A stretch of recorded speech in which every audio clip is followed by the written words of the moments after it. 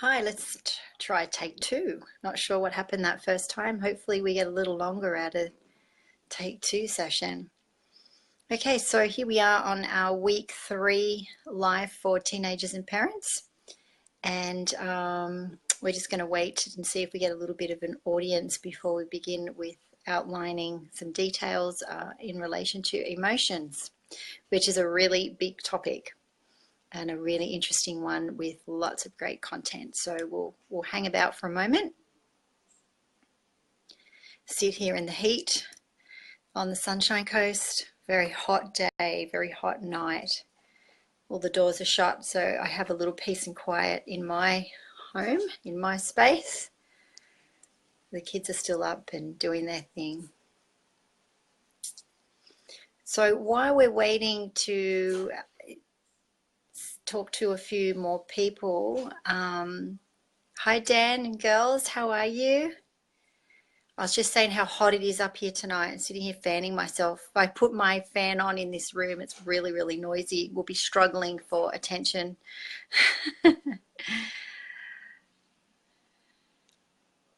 Excellent.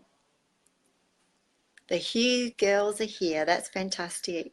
So excited you guys are back with us again this week to hear a little bit more about what we're going to discuss, which is a really exciting topic on emotions. So I was just going to quickly go back over last week, and yeah, it's hot. Whew, wipe the brow. Just before we begin, to see if anyone had any questions about last week's topic on building self-esteem, or if anybody managed to do the exercise and did they come up with anything interesting that they might like to share. You girls are so prompt and on time. I love it. Bang on 7:30. Well, 8:30 for you guys. So we'll try not to go too late so you can get organized. All right, well, because we're here and you girls are ready, we're ready to start. So week 3 is a topic I get really excited about mainly because we have a lot of control over it, but we don't realize it. And I think learning it and learning about how to control our emotions is a really beneficial tool to everyone. And that's why I get so excited about sharing what I've learned about emotions. So if we were to look at basically the definition of emotions, it's a feeling that's derived from circumstances or a mood or relationships. And the emotions also have an attachment, which is our behavior or our reaction to an emotion. So let's make it real for a moment. Let's pick an emotion of frustration, and linked when we get that emotion is either, well, it's different for everybody, of course, but let's say if we're experiencing frustration and we might slam a door, say some words we shouldn't say, throw something, just to cope with that emotion of frustration. So you can see through that example that when we have an emotion, we also have a linked behavioral pattern and also a linked reaction. Hi, Kel. Welcome. So what we need to understand most about that is we start to build what is known as a neural pathway, and the brain sets itself up and it becomes a natural reaction. So when we have a trigger, which I'll talk more about, when we notice what that trigger is, that's when we really need to take care of how we react in a situation that we're becoming or finding ourselves in time and time again. So if we've got a situation that's creating frustration, then we want to be able to know how we can deal with it better. So let's take an example again of, well, let's change it up and talk about anger, which is very similar to frustration, of course. when we're angry, depending on what the situation is, the result could be pretty bad. We could hurt someone or something. We could hurt ourselves. We could say damaging words, which last a long time. And we basically beat ourselves up over that. So there's no win situation in experiencing those kind of emotions. So I just wanted to take a step back for a moment and just enlighten you a little bit about where they come from, I guess. So believe it or not, a lot of, or not a lot, some of our emotions are actually gifted to us genetically, which is interesting. So you might like to take a look around you at your parents or even grandparents and take notice if there's any similarities in your shared emotions or perhaps your reactions to those emotions, and note that perhaps you're reacting in the same way, and that might not serve you. You might not like the way that makes you feel. The good news is we can change those patterns and those thinking patterns by putting that thought process into our mind, that when we notice that trigger has alarmed or set itself off, we can put a stop to it. And I'll tell you how. There's a little story attached to this situation, if you like, and it might make a little more sense to you. So I wanted to share with you guys tonight a story from about a neurosurgeon. So it's a very true story. Her name is Dr. Jill Bolte Taylor. And obviously, being a neurosurgeon, she'd studied the brain and was very good at her job, and suffered a stroke in her 30s, I believe. So what happened to Dr. Jill Bolte Taylor is the left-hand side of her brain, which some of you may already know is our intellect, learning side of the brain, completely shut down. So she was still aware, but she was only functioning through the right hemisphere of her brain, which is our creative side of the brain, which is where we get a different experience altogether. And if you ever have a chance to listen to Jill and her story, it's amazing how she reflects on that time when she was suffering the stroke. Her body was shutting down. She couldn't move body parts. She couldn't quite get to the phone. She knew what was happening. And yet at the same time, she was describing how it felt to be in the right hemisphere of her brain. And it's quite emotional because she gets very excited about how beautiful it was for her to be experiencing that. What come of that whole situation and why I'm sharing it with you tonight is Jill's theory from that is we have 90 seconds from the time an emotion is triggered to notice it, to feel the emotion, and then for it to disappear. 90 seconds. So isn't that interesting when we sit and contemplate that we can often stay in a frustrated state or an angry state or a sad state? Of course, there's the flip side. There's the happy and the joy and the peaceful emotion that we can stay in longer as well. But naturally, when we're weighing it up, they are going to serve us. They are the emotions that we'd probably prefer to be feeling, I hope. So we're not using those as an example.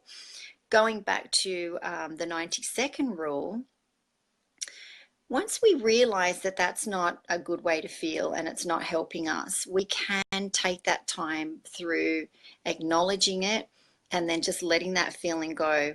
So you might think, well, that sounds great in theory, but how do you do that when you're really annoyed or really ticked off at something and you just want to be annoyed? That's a choice you make. But tonight's discussion is about letting you know that you do have a choice, and it'll be hard at first for you to make those changes. But if you've noted it and really thought about the fact that those emotions aren't serving you, then you definitely can change them. Now, the other good news is the more you practice that, the more you replace that frustration emotion, for example, or that anger emotion, with another emotion that will serve you, eventually that neural pathway will be set up. So it does replace the old behavior. So going back to the example of that trigger that sets you off for frustration, by replacing that with a new emotion of it could be anything, just feeling different about that situation, replacing it with a thought that you know you can control better, then you're setting yourself up for change. So basically, if there's things that you notice in yourself in terms of the way you react or a behavior that you have that you just know is not making you feel good, you can take some time out here and you can change it and you can rectify it and make it different for yourself and make it feel better. You're in control. That's the beauty here. It really is that simple. Even though I said a few minutes ago, there are some emotions that are, I call it genetically gifted to us from our parents. You can still work on those in terms of changing them if you're not happy with how it's making you feel. So I hope that resonates with you a little bit, well, or at least makes you realize that emotions are real and we do need to recognize the way they make us feel and what those triggers are. But we don't have to sit in those emotions that make us feel bad and allow them to consume us or control us. And obviously, there's going to be times where emotions are going to be high, and there are going to be situations that are going to require a lot of our self-control and our awareness. And that's what's really good about learning and hearing this information is knowing it's available to you. If you haven't had an opportunity to hear about it, how do you know how to change it? Even though you know it probably doesn't feel that great, you might think, well, how do we know what we need to do in order to feel better? So I hope that gives you a little insight on how you can change those emotions that aren't making you feel great and replace them with new ones. So there's quite a list, obviously, of emotions that don't serve us. So we've got anger, frustration, we've got fear, we've got worry, negative feelings. And on the flip side, we've got the feeling of happiness and joy and peace and calm. So there's there's opposites. Like everything, we have polar opposites. Everything's about balance and everything's about having control. So that's entirely your choice. But I wanted to let you guys know tonight that you do have that choice and you can take control of it by acknowledging it, noting what those triggers are, and then deciding for yourself what you would rather feel at that time. It will take practice. I'm still practicing it. And there are many times I challenge myself in a situation where I know I'm going to be ticked off and I'll just allow myself that moment to take a breath in and stop being so hasty at feeling that emotion and realizing that at the end of the day that I'm going to feel worse off for it. So it's, look, baby steps, but at least you know it's available to you. Hi guys that have just joined in. Tonight's topic's all about emotions. So we've just been through an example of how to change them and given out a rule. So I'm sorry you missed that bit, but please watch the session again because there's some really good information there that you guys can have a look at. So let's talk a little bit more about anxiety, for example, because that's a real, it's an emotion that's very real for a lot of people. And although we do talk about it a lot more now than what we used to, still a lot of people don't know actually how to control their anxiety or what they should do when they have that feeling, that overwhelming feeling of anxiety. So for those of you who aren't familiar with what it is, it's a feeling of worry, of fear, of nervousness, of uncertainty about something that hasn't even happened yet. So it's quite ironic in a sense that we're experiencing an emotion about a situation that we haven't even arrived at. But we do that because we're anticipating it. And there's a way that we can cope with that. And there's quite a few reasons as to why people suffer from anxiety, but let's just look at two of the reasons. Firstly, let's look at our thinking styles, our patterns of thinking. You know, basically anticipating the worst of a situation, or negative self-talk, low self-esteem, persisting with negative talk can really create an anxious moment for us. Unhelpful coping strategies like avoidance. So a lot of the time we may fear facing a situation, but by avoiding it, we're also creating that anxiety that it's going to make us feel worse if we don't actually face our fears. So there's that thinking pattern that we just get ourselves into. It becomes like an automatic response, if you like, and that's what we talked about earlier about setting up the neural pathway to the brain. When we have a trigger and that trigger triggers that feeling of anxiety, we then could be the person that just avoids a situation and buries that feeling, and that anxiety's got nowhere to go. So you can only imagine how the body is going to react at some point in time by holding on to these emotions, trying to be brave, trying to just move through the times that are tough. And yet deep down we're suffering and we're not actually coping. By avoiding a situation, or by avoiding certain things in our lives, we are going to create an anxiety. So the thinking style is really important. Stress, stressful events, anything from parents breaking up to being in a position where we need to be publicly speaking, having deadlines, all those sorts of things create anxiety for us.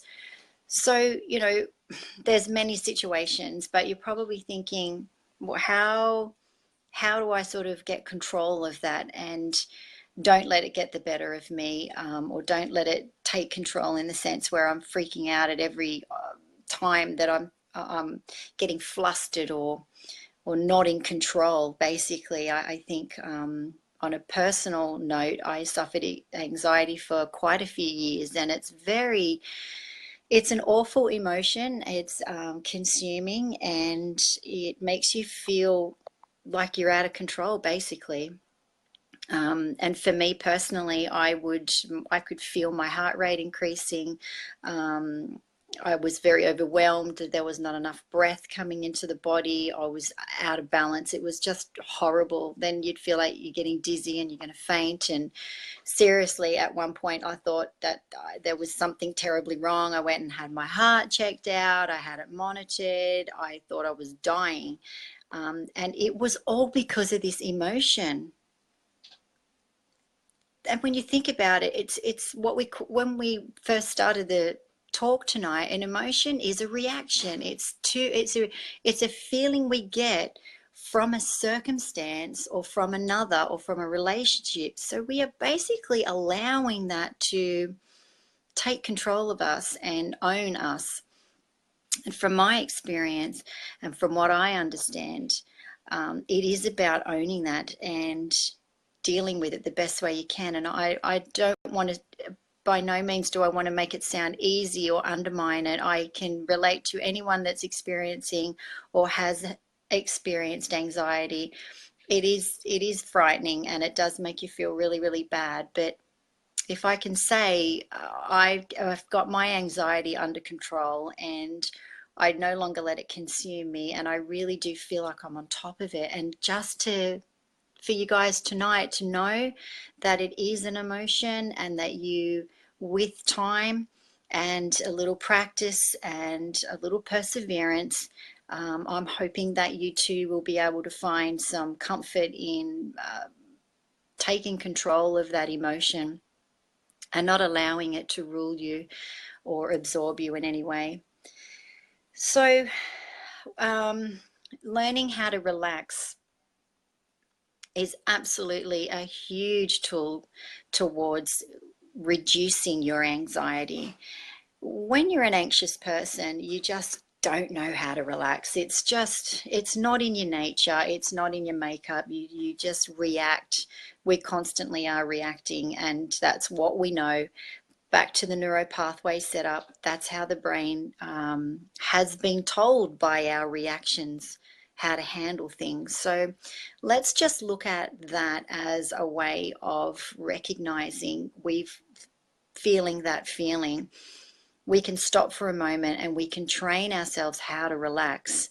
So that's another topic.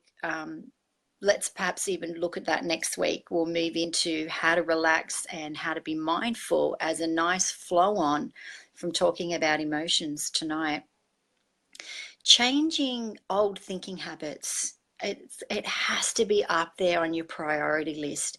If you suffer an emotion to the point of it being part of who you are in terms of taking over, then that might be something you would like to take a conscious effort at changing. So if there's a certain way you think that's making you feel something and it's not good, maybe take some time to write that down and have a look at it and see what you can do about changing that thinking pattern, because that's all it is. It's not who you are.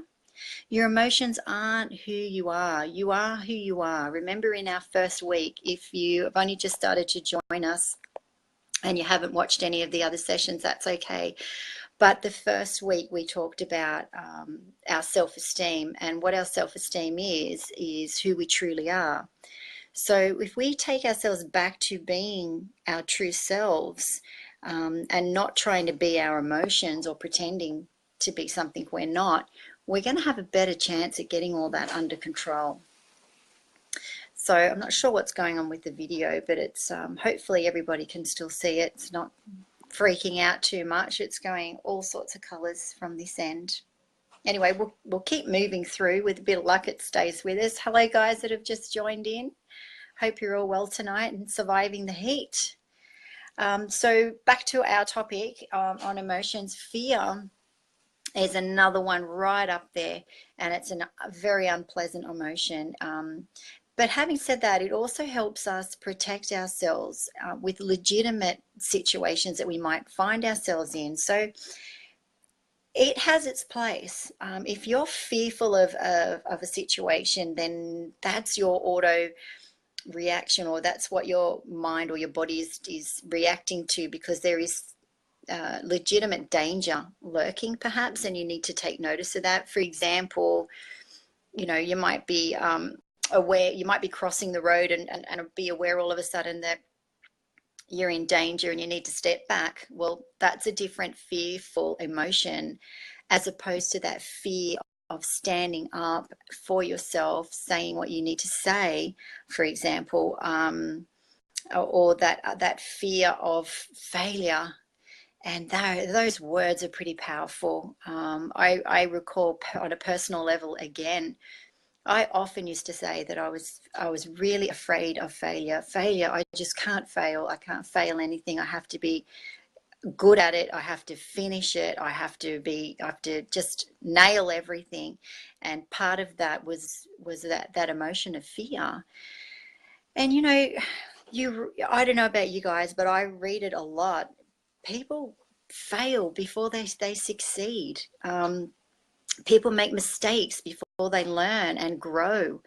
Failure is part of who we are. We learn how to be better at things. We learn how to develop and grow through making or failure, basically. So fearing failure can only hold you back. Take fear, if it's, like I said, not a legitimate dangerous situation, and grab hold of it and really take some courage and get rid of it. Kick it in the butt, seriously. Fear of those sort of things is an absolute waste of time, because when you feel like you've got an opportunity or something's holding you back because you're fearful of it, then it's going to take a lot longer for you to get that situation where you really, really need to have it in order to experience it or to learn from it. So try not to let fear take over. Again, those two I wanted to talk about tonight, anxiety and fear, I think because they are really dominant in our world and in our relationships. And sometimes we just need to let go of that uneasiness feeling and just trust that what you're doing or about to do is exactly what you need to do. And you know what? It's not always going to be perfect. And for those perfectionists out there, which I am one of, and I'm learning not to be, and it's great. It's like this new release of being accepting that not everything has to be spot on, not everything has to be perfect. And I love it. I feel like this is, oh, I can, breathe a little lighter. And if I recorded a meditation yesterday and it wasn't perfect. And I just thought, you know what? It's not meant to be perfect. It's meant to be enough. And eventually we learn from what we not happy with, for example, and the next time around we do get there. So take all that on board if you can, guys. Let yourself be aware of the emotions that you are feeling. Let them be real, but you've got that 90 seconds to decide before it disappears whether you give an attachment to that emotion or whether you just let it go. So just recapping on that, when you're in a situation where you have a trigger and you're experiencing an emotion, whether it's frustration, anger, fear, anxiety, any of those negative emotions that we feel that just feels terrible, you've got the time. You can hang on to it. Look, and you're not always going to be in control of a situation. You're gonna be faced with times where you'll be in a situation where these emotions do come to surface and you haven't quite yet figured out what you're going to do with it. That's okay. It's not about nailing it every time, but what it's about is when that situation has dissipated and that 90 seconds passed, you can either sit there and hang on to your anger or hang on to your fear or your emotions that don't serve you and really let it consume you and take over and become a thinking pattern and becoming a way of life. Yes, you can do that. Or you can switch it off, let it go, and replace it. Do something else at that time. Find something that brings you joy at that time. Read something, play a song, pick up the phone, talk to someone who's going to make you laugh. Get outside, breathe some fresh air, go for a walk, pat your dog, hug your friends, your parents, your siblings. Do something that's going to lift that and change that emotion. Basically create that distraction so that you're not feeling it. Because you know what? You don't want to feel those feelings that are going to create that low self-esteem that we talked about last week. We're trying to build our self-worth. We're trying to make ourselves feel better more of the time than less. So that's what I wanted to discuss with you guys tonight, about at least knowing that you are in control and you do have these choices, but it takes practice. And don't beat yourself up if you forget every now and then. Just go back to it whenever you can. And the more often you practice it, the more you will just eventually react that way. And people will think, wow, you've changed. Or you might get people saying, oh, you're different now. Or, just notice a different energy about you. And, that's fine. But that again is talking about your ego and not your true self. So at the end of the day, these things don't really matter to other people. People come and go in your life, and people will add their little bits in about what they think of you when they feel it's necessary to say something. But if you're practicing the things that we've been talking about over the last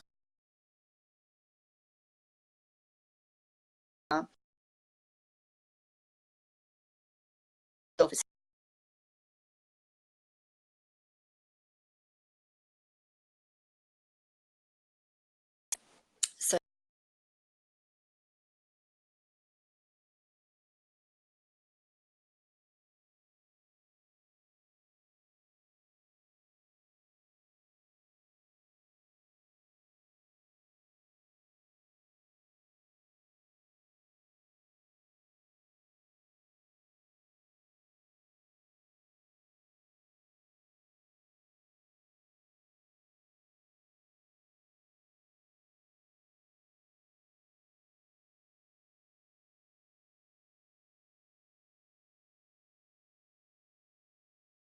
can still hear.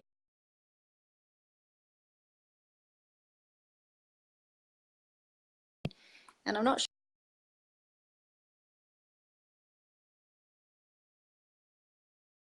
Here we go again.